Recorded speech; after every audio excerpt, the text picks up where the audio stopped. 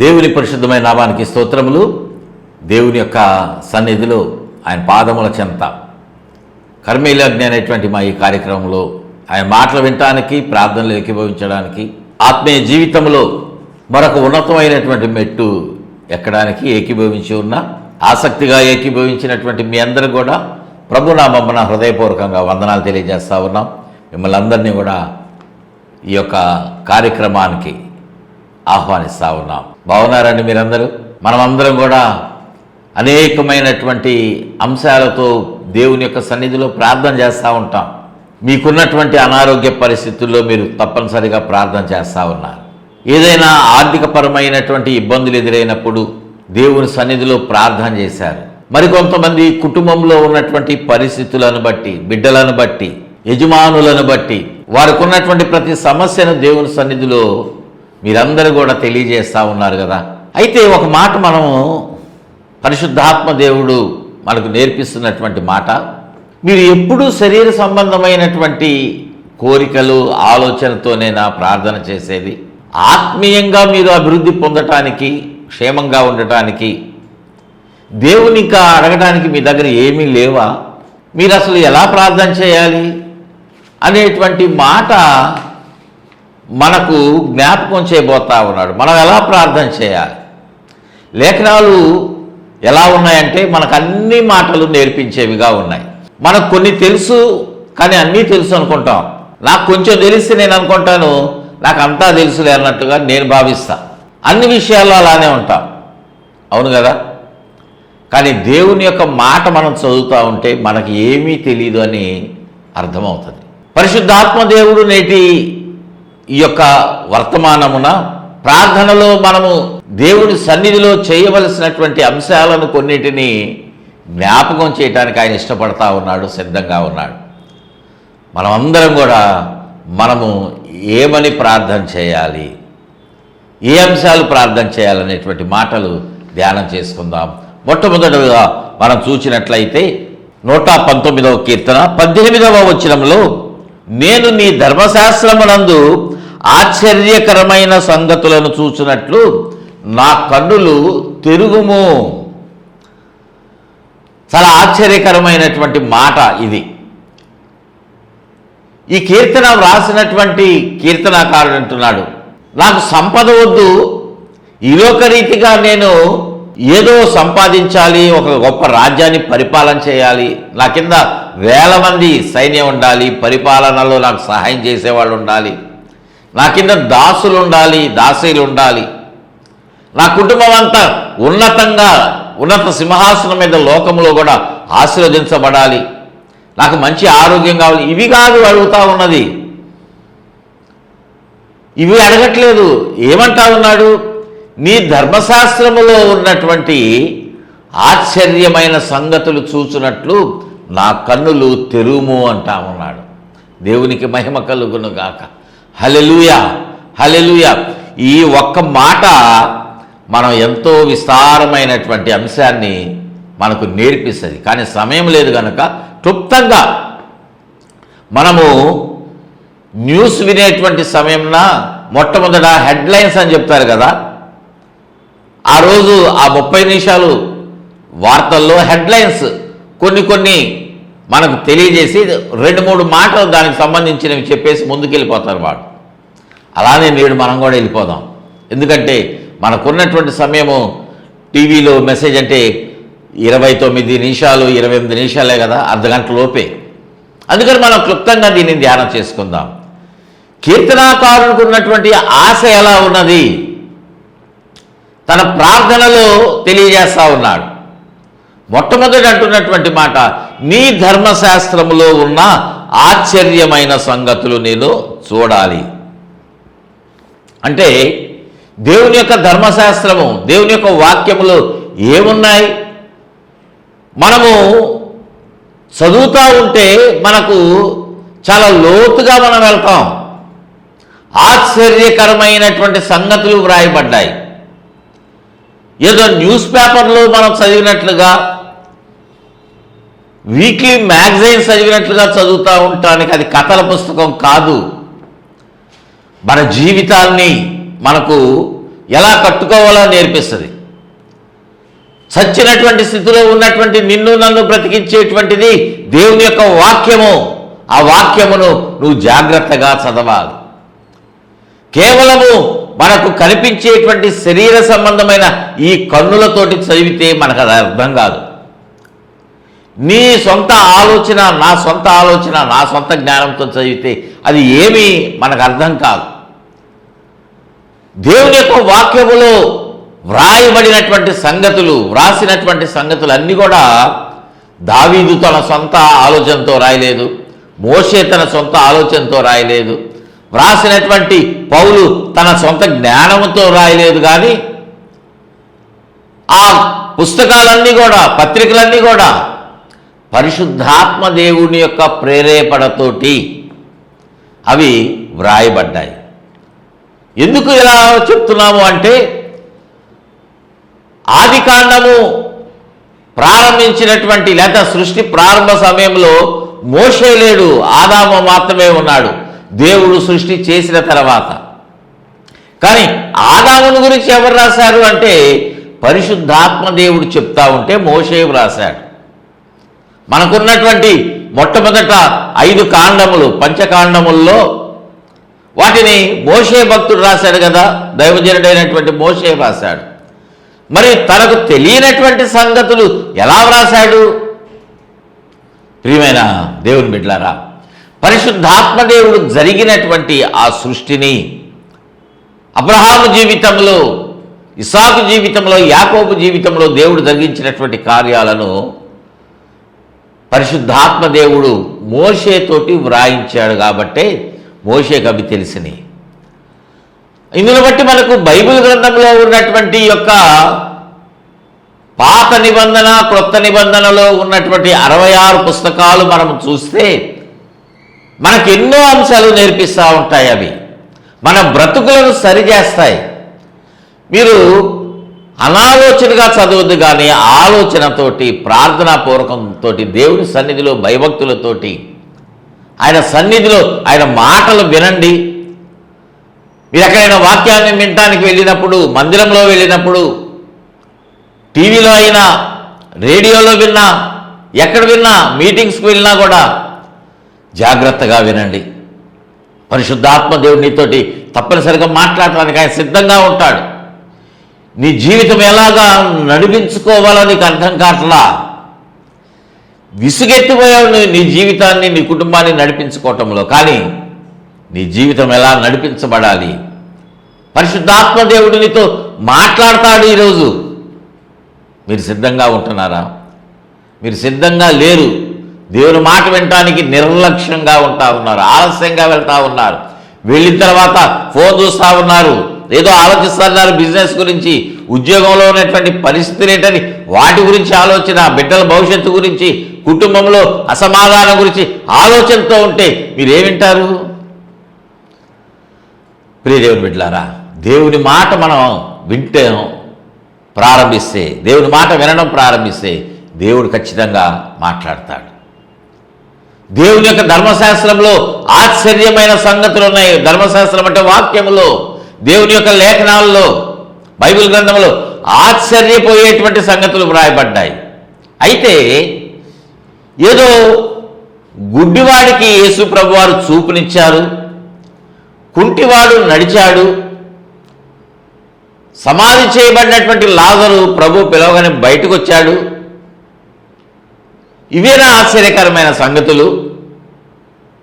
ప్రియ దేవుని బిడ్డలారా, వాటిలో ఉన్నటువంటి అర్థాన్ని మనం చూడాలి. వాటిలో ఉన్నటువంటి లోతైనటువంటి ఆశ్చర్యమైన సంగతులను గ్రహించాలంటే నువ్వు ప్రార్థనాపూర్వకంగా ఉంటే పరిశుద్ధాత్మ దేవుడు ఆ మాట ద్వారా, ఆ అంశం ద్వారా నీతో ఒక మాట మాట్లాడతాడు. దేవునికి మహిమ కలుగునుగాక. హల్లెలూయా. నిన్ను బలపరుస్తాడు.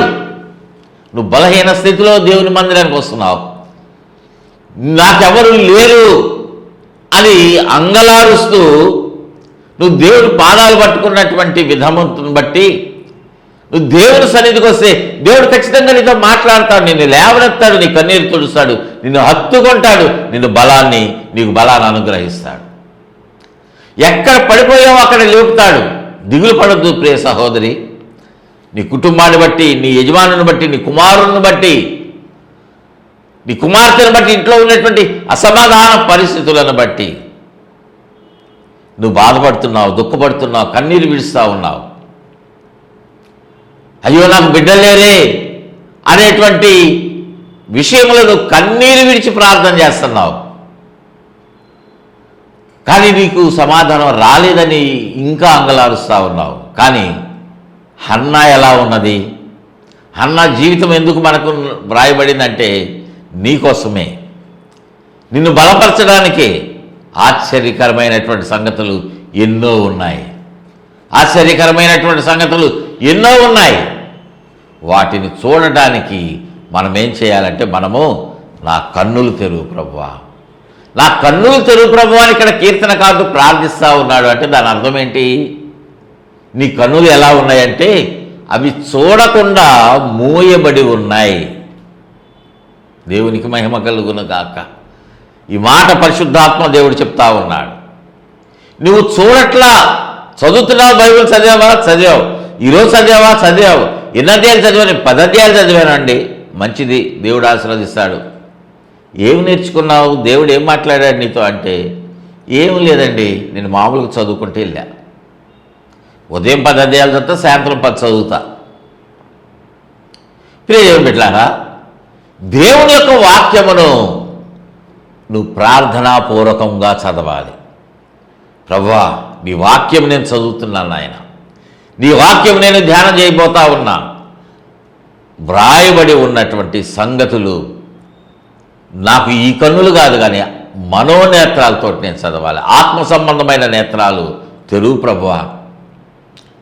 ఆత్మ సంబంధమైన నేత్రాలు నేను మూయబడిన స్థితిలో ఉన్నా, గుడ్డితనంగా ఉన్నా. నేను గుడ్డివాడిని కదా. నా మనోనేత్రాలు నువ్వు తెరిస్తే, వెలిగిస్తే నేను వ్రాయబడినటువంటి, నా కొరకు వ్రాయబడినటువంటి, నా సమస్యకు పరిష్కారముగా తెలియజేయబడినటువంటి సంగతులు నేను విని ఆత్మ సంబంధమైన మేలు పొందుకుంటా. దేవునికి మహిమ కలుగును గాక. హల్లెలూయా. ఈ ప్రార్థన నువ్వు చేసావా ఎప్పుడైనా? కొంతమందే చేస్తూ ఉన్నారేమో మీలో ఫింగర్ టిప్స్ మీద కౌంట్ చేయొచ్చు. 1 2 3 4 5 అని. 100 మంది ఉంటే ఫింగర్ టిప్స్ మీద కౌంట్ చేస్తే ఎంతమంది వస్తామంటే 10 మందే వస్తాం. అంతమంది కూడా లేరేమో. ప్రియ దేవుని బిడ్డలారా, మనము మన కన్నులు తెరవబడి ఉండేటువంటి రీతిలో మనము ప్రార్థన చేయాలి. దేవునికి మహిమ కలుగును గాక. హల్లెలూయా, హల్లెలూయా. మరొక మాట మనం చూసినట్లయితే యాకోబు రాసినటువంటి పత్రికలో 1వ అధ్యాయము 5వ వచనం చదువుతా ఉన్నా. మీలో ఎవనికైనను జ్ఞానము కొదువుగా ఉన్న ఎడల అతడు దేవుని అడగవలెను, అప్పుడది అతనికి అనుగ్రహింపబడును. ఆయన ఎవరిని గద్దింపక అందరికిని ధారాళముగా దయచేయువాడు. దేవునికి మహిమ కలుగును గాక. హల్లెలూయా, హల్లెలూయా. మనము ఈ మాట చదివాం కదా. ఈ మాట మనకు ఏదో నేర్పిస్తూ ఉన్నది. ఇప్పుడు నీవు నేను ఉన్నామనుకోండి, మనం ఏం కోరుకుంటామంటే నా బిడ్డలు, నా కుమారుడు, నా కుమార్తె బాగా చదువుకోవాలి, వాళ్ళకి మంచి ర్యాంక్ రావాలి, నీట్ ఎగ్జామ్లో మంచి ర్యాంక్ వస్తే మెడిసిన్ సీటు ఫ్రీగా రావాలి, నా కుమార్తె డాక్టర్ అవ్వాలి, నా కుమారుడు డాక్టర్ కావాలి, నా కుమారుడు మంచి ర్యాంక్ పొందుకొని ఐఐటి ఎగ్జామ్లో ఫ్రీ సీట్లో మంచి కాలేజీలో రావాలి, బాగా సంపాదించాలి, మంచి ఉద్యోగం చేయాలి. కోరుకుంటున్నావా లేదా? దానికి ఏం కావాలి? జ్ఞానం కావాలి. మనం ఏం చేస్తాము? మన బిడ్డలకి ఎక్కడ ఫిజిక్స్ బాగా టీచ్ చేస్తారు, ఎక్కడ మ్యాథ్స్ బాగా చెప్తారు, ఏ కాలేజీలో చదివిస్తే వాళ్ళు జ్ఞానం సంపాదించుకుంటారు అని లక్షలు ఖర్చు పెట్టి మంచి కాలేజీలో, పేరున్న కాలేజీలో, వేరే రాష్ట్రాల్లో, వేరే యూనివర్సిటీలో వాళ్ళకి చదివిస్తూ ఉన్నాం కదా. అవునా కదా? అంటే వాళ్ళకి జ్ఞానం తక్కువగా ఉంది, మంచి జ్ఞానం కావాలని చదివిస్తున్నాం. కానీ దేవుడు ఇక్కడ చెప్తున్నటువంటి మాట ఏంటో తెలుసా? మీలో ఎవరికైనా జ్ఞానము కొదువుగా ఉన్నట్లయితే, తక్కువగా ఉన్నట్లయితే, యాకోబు అంటున్నాడు మీరేం చేయాలంటే దేవుణ్ణి అడగండి. మనము చేయనటువంటి పని ఇదే. మనకు కావలసినటువంటి అప్పులు ఉంటే, ఆరోగ్యం లేకపోతే వాటిని దేవుణ్ణి అడుగుతాం. నా బిడ్డలకు మంచి సీటు కావాలని అడుగుతాం.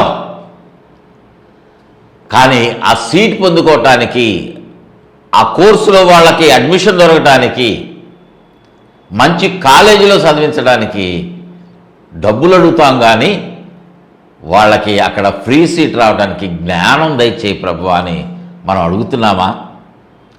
10th క్లాసులో 600కి 600 మార్కులు రావాలి అనుకుంటున్నాం. ఎలా వస్తాయి? లోక సంబంధమైన జ్ఞానం కాదు, దేవుడిచ్చేటువంటి జ్ఞానం కూడా కావాలి. పోనీ లోక సంబంధమైనటువంటి జ్ఞానంతో నువ్వు ఐఏఎస్ చదవచ్చు ఏమో, కానీ చదివినటువంటి ప్రతి ఐఏఎస్ చదివినటువంటి ప్రతి ఒక్కరు, కలెక్టర్స్ అందరూ, వారందరూ కూడా పరలోకంలోనికి ప్రవేశించలేరు. దానికి ఏం కావాలంటే దేవుని యొక్క జ్ఞానం కావాలి. దేవునికి మహిమ కలుగును గాక. హల్లెలూయా. పిహెచ్డీలు చేసిన వాళ్ళు, కలెక్టర్గా చదివినటువంటి వాళ్ళందరూ బైబిల్ని చదివితే అర్థం కాదు వాళ్ళకి. మత్తయి సువార్త అర్థం కాకపోవచ్చు, ప్రకటన గ్రంథం అర్థం కాకపోవచ్చు, పరమగీతం అర్థం కాకపోవచ్చు. ప్రియ దేవుని బిడ్డలారా, నేను రీసెర్చ్ స్కాలర్ని అని అనుకుంటే పరమగీతాన్ని చదివినప్పుడు అపార్థం చేసుకోవచ్చు. ఏంటి కన్యక అంటున్నాడు, ప్రియుడు అంటున్నాడు, అంతా చండాలంగా ఉందండి బైబిల్ అంతా, అసలు చదవలేం.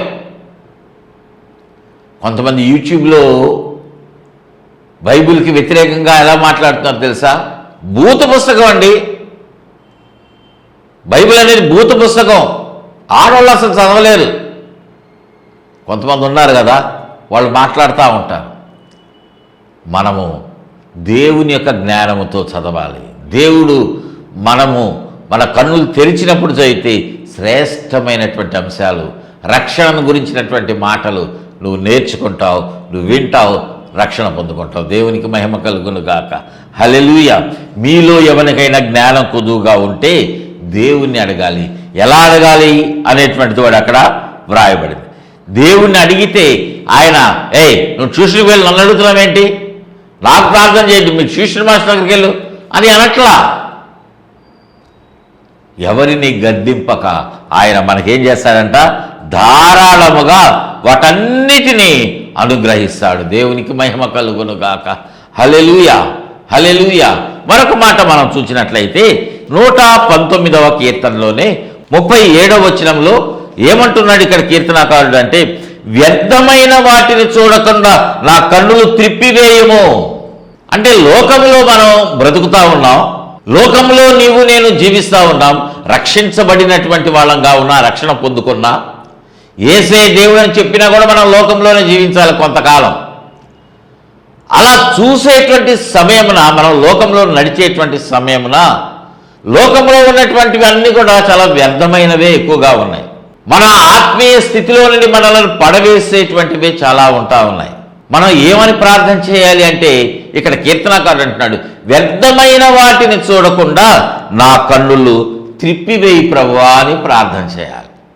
నువ్వు వెళ్తా ఉన్నావు బజార్లో, రోడ్డు మీద ఆటోలోనో బైక్లోనో లేకపోతే నడిచో కారులోనో ఎలాగోలాగా వెళ్తూ ఉన్నావు. రోడ్డు ప్రక్కన ఒక పోస్టర్ కనిపించింది, అసభ్యకరమైనటువంటి అశ్లీలంగా ఉన్న ఒక పోస్టర్ కనిపించింది. మనం వెళ్ళేటువంటి సమయంలో కన్నులకి ఇలాగ పెట్టుకొని మనం వెళ్ళాం కదా, సడన్గా కనిపించింది, చూసావు, వెళ్ళిపోతా ఉన్నావు. అలా చూడటం తప్పు కాదు. నువ్వు చూసి ముందుకు వెళ్ళాక మళ్ళీ దాన్ని తదేకంగా చూస్తా, మళ్ళీ వెనక్కి చూస్తూ ఉంటే అది పాపం, అది పాపం. లోకంలో వెళ్ళేటువంటి సమయమున నీకు శోధనలు ఎదురవుతూ ఉన్నాయి. ఎదురైనటువంటి శోధన అని తెలిసినప్పుడు దానిని జయించాలి. నువ్వు దాన్నే తదేకంగా చూస్తూ ఉంటే నువ్వు పాపంలో పడిపోతావు, ఆకర్షించబడతావు. ప్రియ దేవుని బిడ్డలారా, హవ్వ జీవితంలో కూడా ఇదేగా జరిగింది. దేవుడు ఈ పండు తినొద్దని చెప్పాడా? తింటే నీకు చచ్చిపోతామని చెప్పాడు. అంతా ఒట్టిదే. నువ్వు చావనే చావవు, దేవతల్లాగా ఉంటావు, ఆయనలాగా మారిపోతావేమో. రకరకాలుగా శోధించాడు కదా. రోజు చూస్తున్నటువంటి పండు ఆ రోజు ఆమెకు ఆకర్షణీయంగా కనిపించింది. ప్రియ దేవుని బిడ్డలారా, అపవాది మన జీవితాలను ఇలానే చేస్తూ ఉంటాడు. జాగ్రత్త, వ్యర్థమైనటువంటి వాటిని చూడొద్దు, పాపంలో పడిపోద్దు. ఇంకొంచెం లోతుగా మీరు ఆలోచన చేయండి. చెప్పాను కదా, హెడ్లైన్స్ లాగా మాత్రమే చెప్తా ఉన్నా.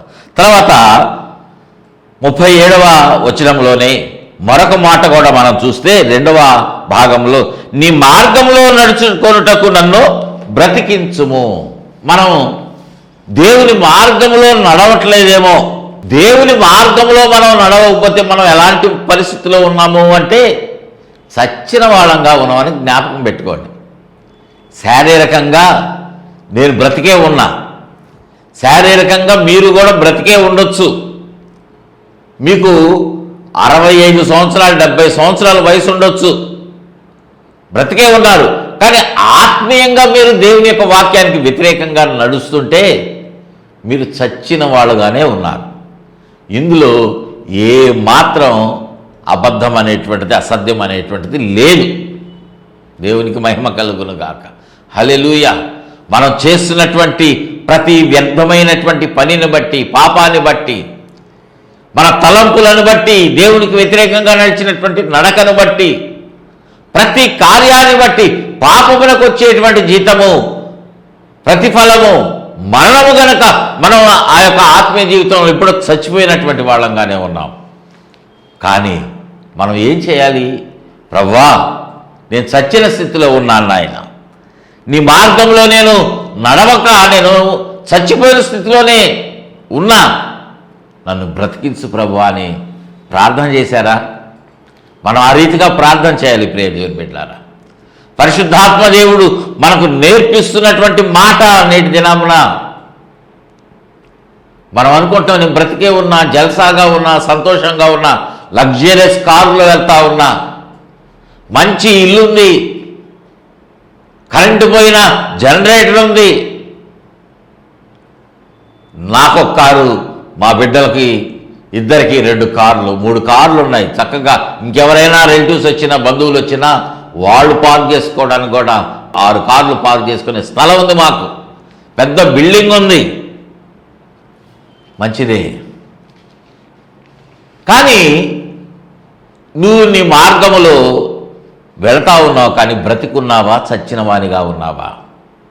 దేవుని యొక్క మంచి క్రియలు నీలో జరగకపోతే, దేవుని యొక్క వాక్యానికి విరోధంగా నీ నడక ఉంటే, నీ ఆలోచనలు ఉంటే నువ్వు చచ్చినట్లే, నువ్వు చచ్చిపోయావు. ప్రియ దేవుని బిడ్డ, నువ్వు చేయాలి ప్రార్థన. నాకు ఆరోగ్యం కావాలి అంటాం కాదు, నా బిడ్డలు సంతోషంగా బ్రతకాలి అని కాదు, నా బిడ్డలు ఆత్మీయంగా బ్రతకాలి అని ప్రార్థన చేయాలి. నా పిల్లోడు, నా కుమార్తె లండన్లో వాళ్ళు జాబ్ చేస్తున్నారండి, ఆస్ట్రేలియాలో ఉన్నారు, అమెరికాలో ఉన్నారు. అమెరికా దూరమైన గల్ఫ్ కంట్రీస్కి, దుబాయ్కి పంపించే. ఎంత లగ్జరియస్ లైఫ్ తెలుసా దుబాయ్లో? అక్కడ ఉన్నాడు, మంచి జీతము, నెలకు 10 లక్షలు సంపాదిస్తూ ఉన్నాడు, మంచిదే. కానీ అతడు చనిపోతే ఎక్కడికి వెళ్తాడు? నరకానికి వెళ్తాడా? దేవుని సన్నిధికి వెళ్తాడా? బ్రతికున్నాడా? చనిపోయాడా? ప్రభువా, నా కుమారుడు, నా కుమార్తె నీ మార్గంలో నడవటం లేదు, రక్షణ పొంది కూడా నడవటం లేదేమో, వారిని బ్రతికించు ప్రభువా అని నువ్వు ప్రార్థన చేయాలి. నా కుటుంబాన్ని రక్షించు ప్రభువా, నా కుటుంబాన్ని నన్ను రక్షించు ప్రభువా, బ్రతికించు ప్రభువా అని నువ్వు ప్రార్థన చేయాలి, ప్రార్థన చేయాలి. దేవునికి మహిమ కలుగును గాక. హల్లెలూయా. మరొక మాట మనం చూసినట్లయితే 19వ కీర్తనలో 13వ వచనంలో, దురభిమాన పాపములో పడకుండా నీ సేవకుని ఆపుము, వాటిని నన్ను ఏలనీయకుము. దావీదు భక్తుడు ఇక్కడ ప్రార్థన చేస్తున్నాడు. దురభిమాన పాపము వివరించడానికి సమయం లేదు కనుక మీరు అర్థం చేసుకోండి. దురభిమాన పాపంలో చాలామంది పడిపోతూ ఉన్నారు. వాటిలో పడకుండా, అవి నన్ను ఏలనివ్వకుండా నన్ను ఆపు ప్రభువా అని నీవు నేను ప్రార్థన చేయాలి. దేవునికి మహిమ కలుగును గాక. హల్లెలూయా. మనకు శారీర రీతిగా ఎన్నో అనారోగ్యకరమైనటువంటి ఇబ్బందుల్లో మనం ఉండొచ్చు. ఆ సమయంలో మనం ఏం చేయాలంటే దేవుని సన్నిధిలో మనము ప్రార్థన చేయాలి. నన్ను స్వస్థపరచు ప్రభువా అని ప్రార్థన చేయాలి. యాకోబు రాసినటువంటి పత్రిక 5వ అధ్యాయము 14వ వచనము 15వ వచనంలో మనం చూస్తే అక్కడ అంటున్నటువంటి మాట, మీలో ఎవడైనాను రోగి అయి ఉన్నాడా, అతడు సంఘపు పెద్దలను పిలిపింపవలెను, వారు ప్రభువు నామమున అతనికి నూనె రాసి అతని కొరకు ప్రార్థన చేయవలను. విశ్వాస సహితమైన ప్రార్థన ఆ రోగిని స్వస్థపరచును. దేవునికి మహిమ కలుగునుగాక. హల్లెలూయా. ప్రార్థన చేయండి. దేవుని సేవకులను పిలిపించుకోండి, విశ్వాసాలను పిలిపించుకోండి, నూనె రాసి ప్రార్థన చేయించుకోండి. దేవుడు తప్పనిసరిగా కార్యం జరిగేస్తుంది. నూనె ద్వారా కాదు, ఆ ప్రార్థన ద్వారా. దేవునికి మహిమ. హల్లెలూయా. ఆ నూనె అంటే దాని గురించి చాలా రకాలుగా విమర్శలు ఎదుర్కొంటా ఉన్నాం. అది ప్రభువు తాకినటువంటి నూనె అయితే, అది ప్రార్థనాపూర్వకంగా చేస్తే ఖచ్చితంగా స్వస్థత జరుగుతుంది. నూనె కాకపోతే నీళ్లు, ఏదైనా సరే. దేవుని బిడ్డలారా, మనము ఈ రీతిగా ప్రార్థన చేస్తే దేవుడు మన ప్రార్థన ఆలకిస్తాడు. ప్రభువా, నా కన్నులు తెరువు నాయన, నన్ను బ్రతికించు ప్రభువా, వ్యర్థమైన వాటిని నేను చూడకూడదు నాయన, ప్రభువా, దురభిమాన పాపంలో నేను పడకూడదు, నాకు స్వస్థత దయచేయి, జ్ఞానం దయచేయని ప్రార్థన చేయండి. అటువంటి ప్రార్థన మిమ్మలను అనేక రీతులుగా ప్రతిఫలం మీకు దయచేస్తుంది. అటువంటి కృప ప్రభు మనకు దయచేయను గాక. ఆమేన్. ప్రార్థన చేసుకుందామని. ప్రేమ కలిగిన తండ్రి, పరిశుద్ధుడా, మీకు వందనాలు. ఈ మాటలు విన్నటువంటి ప్రతి ఒక్కరిని, ఈ మాటలు స్పాన్సర్ చేసిన వారిని పేరు పేరున, వారిని, వారి బిడ్డలను, కుటుంబాలను మీరు జ్ఞాపకం చేసుకొని దీవించండి అయ్యా. మా ప్రార్థన జీవితము ఎలా ఉన్నదో, మేము ఎలా ప్రార్థన చేస్తున్నామో మాకు నేర్పించారు ప్రభువా. వ్యర్థమైనటువంటి వాటిని మాత్రమే మేము కోరుకుంటున్నాం. మేము లోక సంబంధమైన వాటిని మాత్రమే కాదు, కానీ మా యొక్క ఆత్మీయ జీవితాన్ని వర్ధిల్ల చేసేటువంటి ఈ అంశాలను మేము ఇంకా లేఖనాల్లో వ్రాయబడినటువంటి అనేక అంశాలను మేము నేర్చుకొని అట్టి రీతిగా మా జీవితాలు మీకు సమర్పించుకొని ప్రార్థిస్తే మా జీవితం ఉన్నత స్థితిలో ఉంటుంది కనుక బిడ్డలందరికీ అటువంటి కృపను దయచేయమని యేసయ్య నామమున అడిగి వేడుకుంటున్నాం తండ్రి. ఆమేన్, ఆమేన్, ఆమేన్. తండ్రి, కుమార, పరిశుద్ధాత్మ త్రియేక దేవుని దీవెన, కాపుదల, భద్రత ప్రతి ఒక్కరికి తోడుగా ఉండి నడిపించి వర్ధిల్ల చేయునుగాక. ఆమేన్, ఆమేన్, ఆమేన్. God bless you all.